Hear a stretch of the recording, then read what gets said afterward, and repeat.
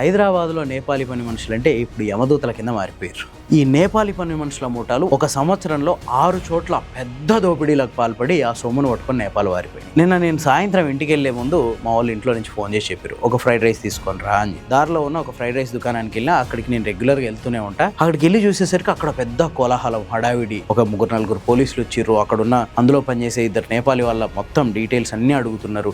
ఎక్కడి నుంచి వచ్చినావు, ఎక్కడ ఉంటున్నావు, ఏం తింటున్నావు, మీరు ఎంతమంది ఉంటున్నారు, నీకు పెళ్లి అయిందా కాలేదా, ఎంత సంపాదిస్తున్నావు, నీ ప్రూఫ్లు ఏంటి, అడ్రస్ ప్రూఫ్లు ఏంటి, ఐడి ప్రూఫ్లు ఏంటి అన్ని తీసుకొని వాడిని ఒక గంట సేపు ముప్పు తిప్పలు పెట్టి మొత్తం డీటెయిల్స్ అన్ని తీసుకొని వెళ్ళిపోయారు. ఆ తర్వాత నెక్స్ట్ డే మార్నింగ్ జిమ్ లో కూడా అదే పరిస్థితి. జిమ్ లో పనిచేసే మా సోమేష్ ఆడు కూడా అదే అన్న, 2 రోజుల నుంచి పోలీసులు సతాయిస్తురన్న, అది కావాలి ఇది కావాలి, అది ఇదిగో అంటారు. ఏంది పరిస్థితి అని చూస్తే గత 6 నెలలుగా హైదరాబాద్ నగరంలో జరిగిన వరుస సంఘటనలే మొత్తం హైదరాబాద్ లో ఉన్న నేపాలీలందరినీ ఇబ్బందుల్లోకి నెట్టేసినాయి. హైదరాబాద్ లో గూర్ఖాలుగా, పని వాళ్ళ లెక్క, వాచ్మెన్గా ఇట్లాంటి పనుల్లో ఎక్కువగా ఉండేది నేపాలీ వాళ్ళే. అంతేకాదు చైనీస్ ఫాస్ట్ ఫుడ్ సెంటర్లలో ఉండే వాళ్ళు కూడా వాళ్ళంతా చైనీస్ కాదు, పూర్తిగా నేపాల్ నుంచి పొట్ట చేత పట్టుకొని రకరకాల పనుల కోసం ఇక్కడికి వలస వచ్చి ఇక్కడ బతుకుతున్నారు. కొత్తగా నేపాలీ వాళ్ళు ఈ రోజు, ఈ సంవత్సరం, అంతకుముందు సంవత్సరం రాలేదు. దగ్గర 50 ఏళ్ల నుంచి నేపాలీలు హైదరాబాద్కి వచ్చి రకరకాల పనులు చేస్తూ ఉపాధి పొందుతున్నారు.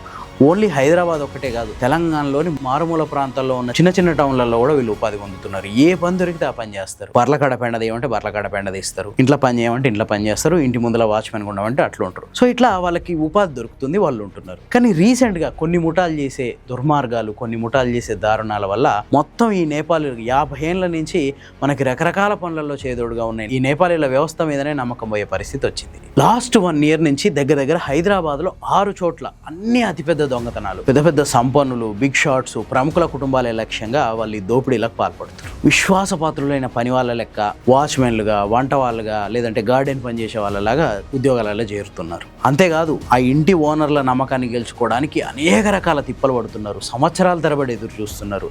ఇటు మా ఇంట్లో 4-5 ఏళ్ల నుంచి పనిచేస్తుండు, ఇటు మంచోడు అనుకోవడానికి లేని పరిస్థితి నెలకొంది ఇప్పుడు. ఇట్లా సంవత్సరాల తరబడి ఓనర్లని నమ్మకంగా పనిచేసి నమ్మించి ఆల్మోస్ట్ కుటుంబ సభ్యుల లెక్క కలిసిపోతున్నారు. దాంతో ఆ ఓనర్లు కూడా ఏం చేస్తారంటే మొత్తం ఇంట్లో అన్ని వాడి ముందే ఇంట్లో నుంచి బీరువాలో నుంచి డబ్బులు తీయడం, వాళ్ళ ముందే ఇంట్లో మీద నగలు తీసి బీరువాలో పెట్టడం, ఎక్కడెక్కడ ఏమున్నాయి ప్రతి ఇంచు ఇంట్లో ఏమున్నదనే విషయం తెలిసిపోతుంది.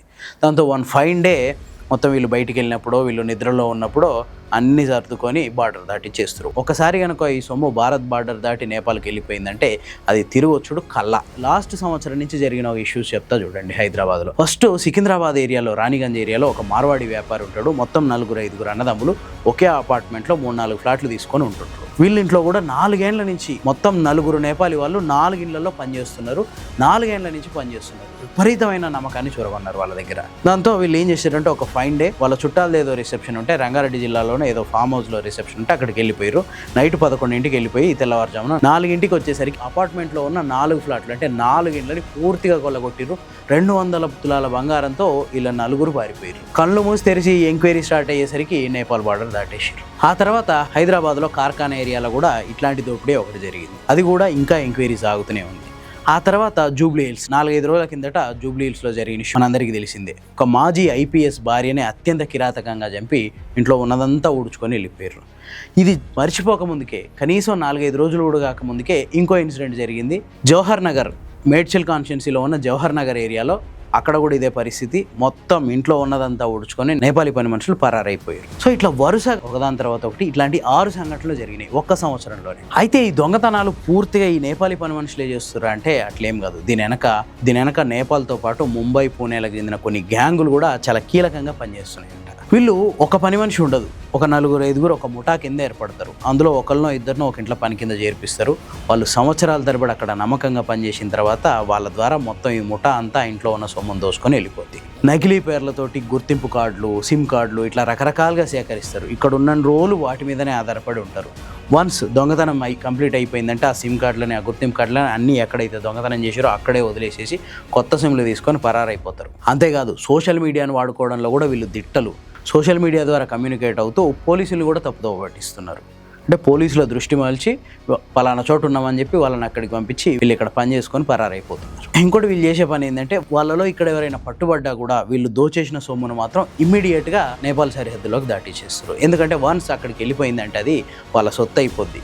దాన్ని ఇక్కడికి తీసుకురావడానికి అవకాశం లేదు. అయితే వీళ్ళు చేస్తున్న ఇంకొక పని ఏంటంటే, వీళ్ళు ఎట్టి పరిస్థితుల్లో ఆర్టీసీ బస్సులు కానీ, ట్రైన్లు కానీ, విమానాలు కానీ ఇట్లాంటి ప్రయత్నాలు అసలు, కార్లు కూడా తీసుకోరు. ఎంతసేపు లోకల్ ఆటోలు, ఇక్కడ ఆటో ఎక్కి అక్కడ దిగడం, అక్కడ ఆటో ఎక్కి ఇంకో చోట దిగడం, ఇట్లా ఆల్మోస్ట్ నేపాల్ వరకు కూడా ఇట్లాంటి ట్రాన్స్పోర్టేషన్ అవలంబిస్తూ బార్డర్ దాటేస్తూ.